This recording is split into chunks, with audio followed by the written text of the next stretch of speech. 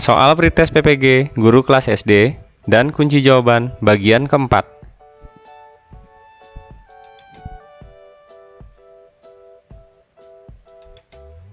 Soal yang pertama, prinsip sistematis sebagai salah satu prinsip pengembangan silabus. Artinya, A. Cakupan, kedalaman, tingkat kesukaran, dan urutan penyajian materi dalam silabus sesuai dengan tingkatan perkembangan fisik, intelektual, sosial, emosional, dan spiritual peserta didik.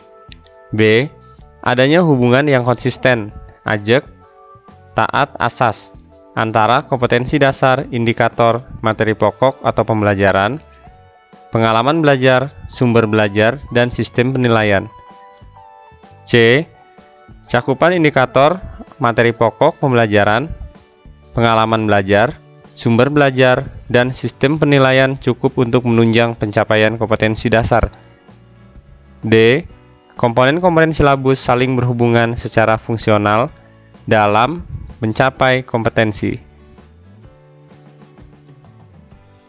Jawabannya adalah C. Cakupan indikator materi pokok pembelajaran, pengalaman belajar, sumber belajar, dan sistem penilaian cukup untuk menunjang pencapaian kompetensi dasar.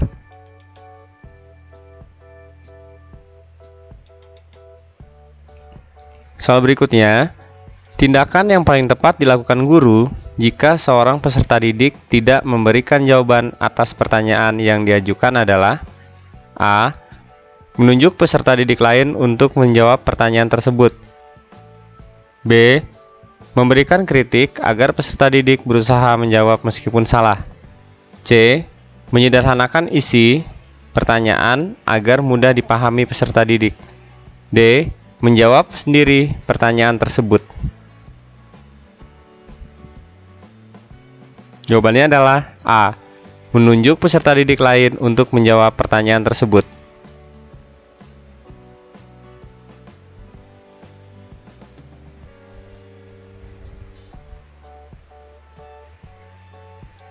Soal berikutnya, jika Anda sebagai guru menemukan peserta didik mengalami kesulitan memahami materi pelajaran yang diberikan, tindakan yang akan Anda dilakukan adalah A. Memindahkan tempat duduk peserta didik ke meja yang paling depan.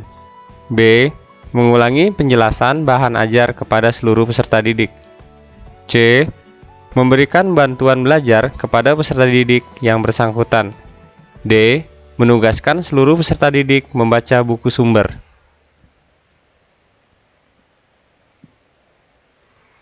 Jawabannya adalah C. Memberikan bantuan belajar kepada peserta didik yang bersangkutan.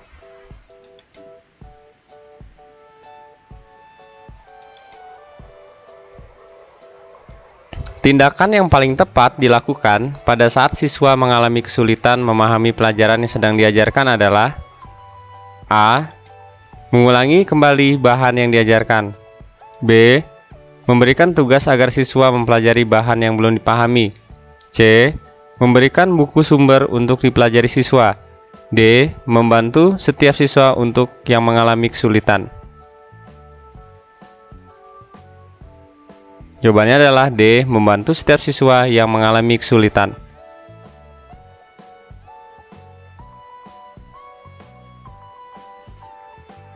Fungsi indikator dijadikan sebagai penanda dalam A. Pencapaian standar kompetensi. B. Pencapaian kompetensi dasar. C. Pencapaian tujuan pembelajaran. D. Pencapaian standar kelulusan.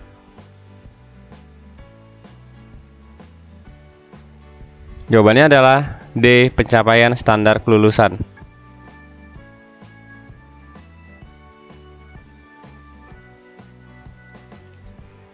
Kemampuan yang paling penting dimiliki guru tentang media dan alat bantu pembelajaran adalah A.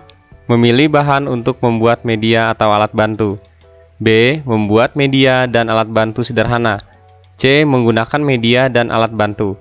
D. Merawat media dan alat bantu. Jawabannya adalah B. Membuat media dan alat bantu sederhana.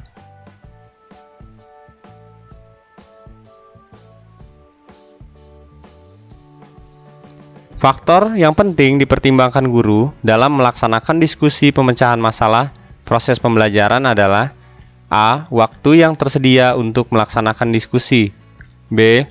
Rumusan masalah yang harus didiskusikan. C. Jumlah peserta didik yang mengikuti pembelajaran. D. Motivasi belajar siswa. Jawabannya adalah B. Rumusan masalah yang harus didiskusikan.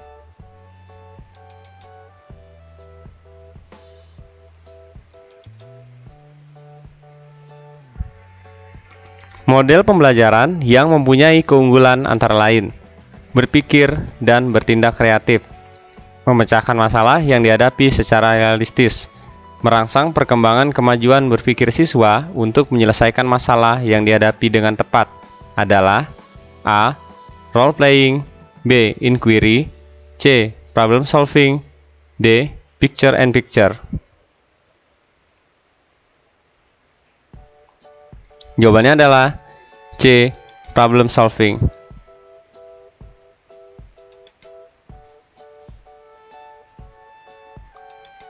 Taksonomi Anderson dan Krautel menyempurnakan taksonomi Benjamin S. Bloom, mengembangkan ranah kognitif dengan urutan A. Ingatan, pemahaman, analisis, aplikasi, sintesis, dan evaluasi.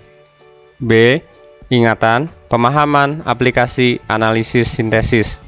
C. Ingatan, pemahaman, sintesis, aplikasi, analisis, dan evaluasi. D. Ingatan, pemahaman, aplikasi, analisis, evaluasi, dan mencipta.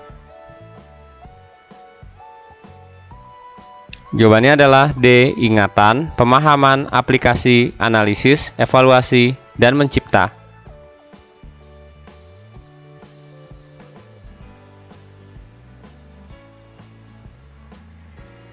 Benjamin S. Bloom mengembangkan ranah kognitif dengan urutan sebagai berikut.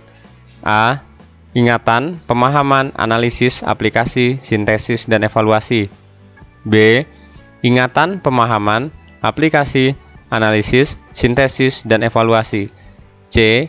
Ingatan, pemahaman, sintesis, aplikasi, analisis, dan evaluasi. D. Ingatan, pemahaman, analisis, aplikasi, evaluasi, dan sintesis.